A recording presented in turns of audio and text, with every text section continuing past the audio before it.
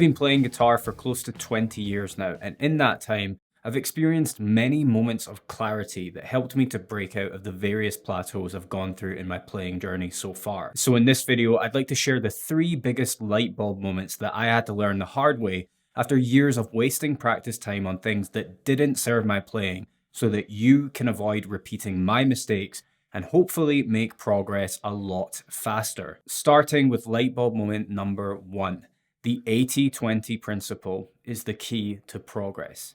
The Pareto principle, known as the 80-20 rule, states that 80% of your results come from just 20% of your efforts. I'd like to use the modes of the major scale as an example of how I've used this principle to eliminate wasted practice hours and make sure that I'm dedicating the majority of my practice sessions towards concepts and techniques that I know will move the needle the most. The solo I played in the intro to this video was E Mixolydian based, so I'm definitely a fan of the major scale modes, but the idea that you must master the use of all 7 is false. Because of the 7 major scale modes, there are really only 2 that you'll actually find yourself using. Now, I would have said 4, but truthfully, I don't think of modes 1 and 6, Ionian and Aeolian, as modes, even though they technically are on paper. Those are just the Greek modal names given to the major scale and the natural minor scale, which you should already know if you're preparing to go down the rabbit hole and explore the other major scale modes. So what are the 2 modes that I consider to have the most utility in styles of popular music like rock, country, pop, soul, funk, blues, you name it? They are Mixolydian and Dorian. Mixolydian is all over rock music. Whether you realize it or not, there's a ton of AC/DC and Guns N' Roses songs that use Mixolydian. Now, you might be thinking, wait, Angus Young doesn't use modes. He's a pentatonic player, right? Well, yeah, he uses the pentatonics a lot, but what he does is he blends minor pentatonic and major pentatonic scales with the same root note, which, whether Angus is aware of it or not, it results in a scale formula that is nearly identical to that of Mixolydian, as you will see on screen right now. It's basically Mixolydian plus the flat third from the minor pentatonic. You can hear this in the solo to You Shook Me All Night Long.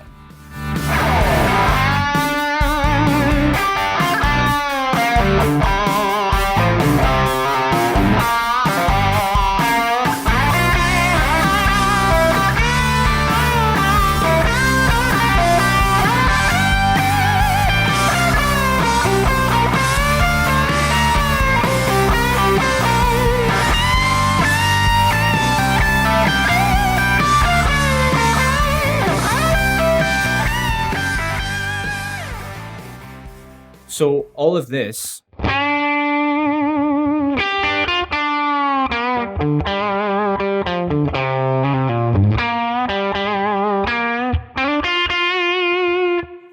is G minor pentatonic based. But when Angus moves up to these notes, he's introducing G major pentatonic notes.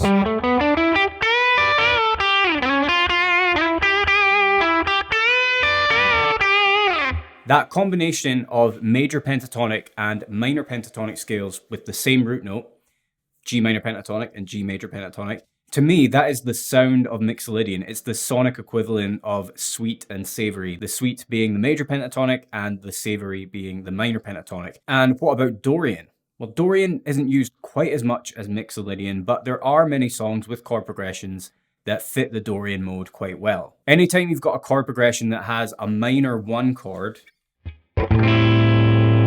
followed by a major or dominant 7th 4 chord, Dorian is gonna work.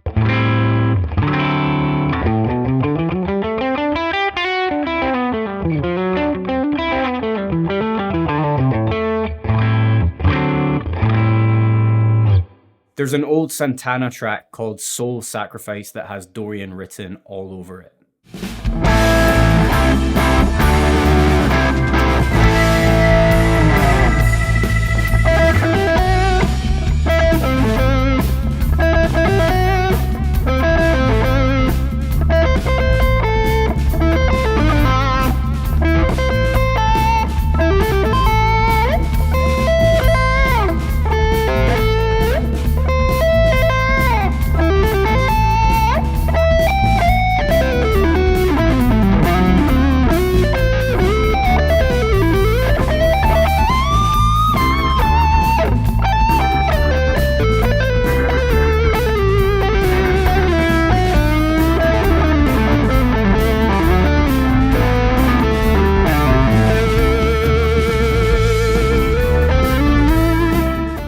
if you want to go down the rabbit hole with modes, I would stress the importance of applying the 80-20 principle and only focusing on Dorian and Mixolydian, because you will never have to use the Locrian mode.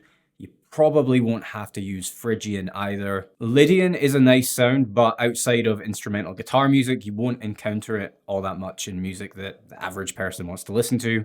If you like those sounds and want to explore them in your own compositions, by all means, ignore me and go do your thing. I'm speaking from the place of being a gigging guitar player to fellow gigging guitarists, whether you're doing it professionally with an artist or you're a hobbyist, playing covers at bars in your town. And please do not attempt to learn the modes of the major scale if you don't fully understand what the major scale is first. If you would like to learn more about the major scale and how to use it to craft melodic guitar solos, I have a free melodic soloing masterclass waiting for you in the description box and the pinned comment that's beneath this video. In just over 45 minutes, this free masterclass will teach you how to move beyond the limitations of pattern-based soloing and start crafting solos that always land on the right notes at the right time. Just click the link below to sign up and get instant access for free today. Lightbulb moment number 2 is copying other players is how you find your own unique sound as a guitarist. Anytime I make videos about SRV, John Mayer, or Hendrix, I'll get a comment from someone that reads something along the lines of, "You shouldn't copy other players. Be unique. Find your own sound." Listen, there isn't an elite level guitar player out there who you can listen to and think, yeah, I don't even hear one influence in there. In Joe Bonamassa, you can hear the sounds of Eric Johnson and Eric Clapton. In Stevie Ray, you could hear Albert King and Hendrix. In Derek Trucks, you can hear the unique blend of Indian classical music and Duane Allman. Everyone copies other players. That's not a bad thing. It's not stealing. It is through the process of studying, absorbing, and mixing the sum of your influences that your own unique voice emerges. And yes, I would agree that you don't want to sound like a carbon copy of just one player. And you know what? At times you might, if you're intensely studying one player for a few months straight. You know, I actually had to stop watching Mateus Azzato videos years ago because I started to feel like everything I played was just a worse version of a lick that he might play. But eventually I moved on to studying other players. And so now there might still be traces of that Mateus Azzato influence in my playing, but it's mixed in amongst vocabulary I've learned from Robin Ford, Joe Bonamassa, Slash, Guthrie Govan, the list goes on. So as long as you're studying several players over a long enough time horizon, meaning many years, I mean, it's a lifelong pursuit really, as long as you continue to do that, whether you notice it or not, your own sound will develop as a result. Lightbulb moment number 3, chords are not just for rhythm playing. Years ago, I watched an interview with Jack Pearson on YouTube, and I can recall feeling very confused by his response to one of the questions. He'd been asked what he sees on the fretboard when soloing, and I was expecting him to say the names of various scales. But he didn't mention anything about scales. He said he visualizes chord shapes. I was stumped by that. I didn't understand why or how you could use chord shapes for soloing, because at that point in time, I assumed that chords were for rhythm playing and scales were for lead playing, right? But years later, it all made perfect sense to me when I started to learn about triads. Triads are small 3-note chord shapes that are built by stacking thirds from the degrees of 7-note scales like the major scale or even Mixolydian. I won't go too deep into the theory in this video, but let me analyze a small portion of the solo I played in the intro to show you exactly what I mean by that. So that track was in E Mixolydian, and there's a part of the chord progression that goes from the 7 chord D major to the 4 chord A major and then the 1 chord E major.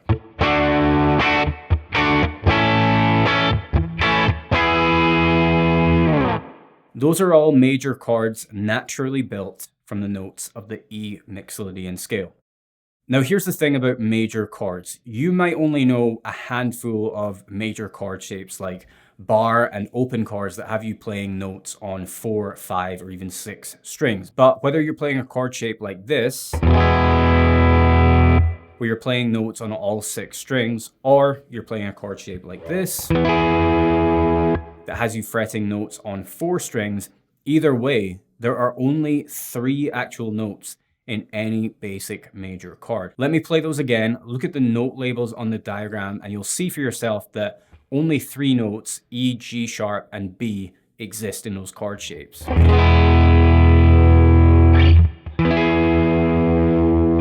So beyond bar and open chord shapes, there's so many options available to you for organizing the 3 notes of a major chord across the fretboard. For example, here's 12 ways to play E major across the fretboard.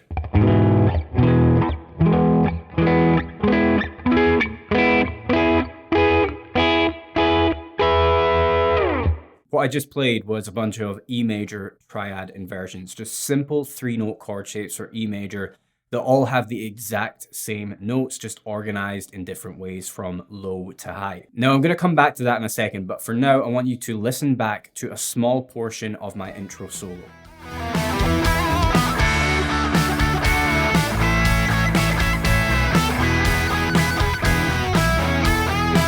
I already told you that the chords are D major, A major, and E major.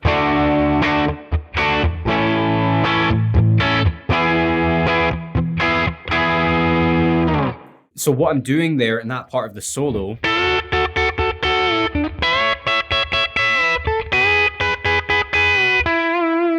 is I'm visualizing triad shapes for each of those major chords. Here's what I'm seeing for D major.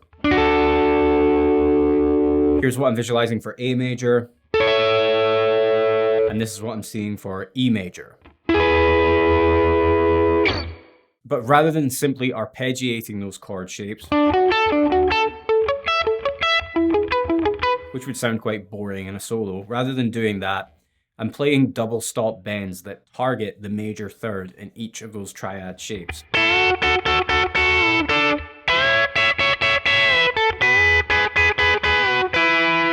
So if we look at the top 2 notes in this D major,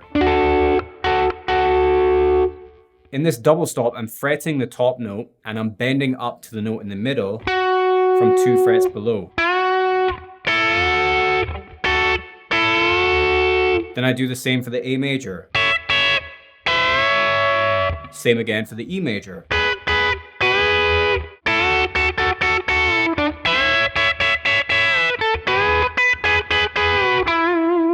So that's how you use chord shapes in addition to scales for crafting solos that highlight the chord changes. Now, don't worry if you don't fully understand what I'm talking about, because that was a very brief overview of how to use triads in lead playing. But the good news is, as I mentioned earlier, I do have a free 45-minute video masterclass complete with tab files and backing tracks on this very subject. If you click the link in the description box and pinned comment beneath this video, you will get instant access to the Melodic Soloing Masterclass for free, and it will teach you how to visualize triads and improvise melodic solos with them. Guys, what other lightbulb moments have you had in your playing journey so far that I didn't mention in this video? Whether you are a beginner or an advanced player, I'd love to hear what has helped you the most on your journey. So please leave a comment beneath the video and let me know.